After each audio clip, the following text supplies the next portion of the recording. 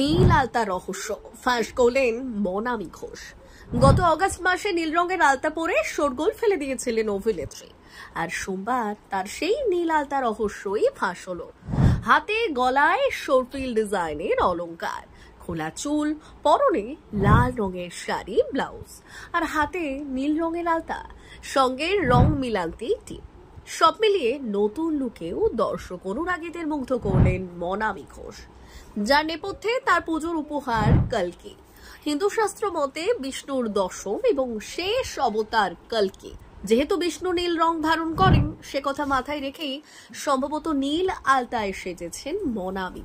শুধু তাই নয়, পুজোর গানের মিউজিক ভিডিও সাজ পোশাকেও কল্কি পুরাণের সঙ্গে মিলিয়ে দিলেন তার ফ্যাশন স্টেটমেন্ট। কিভাবে? কল্কি পুরাণে যেহেতু সাপের উল্লেখ রয়েছে, সেই প্রেক্ষিতেই সর্পিল গয়না বেছে নিয়েছেন অভিনেত্রী।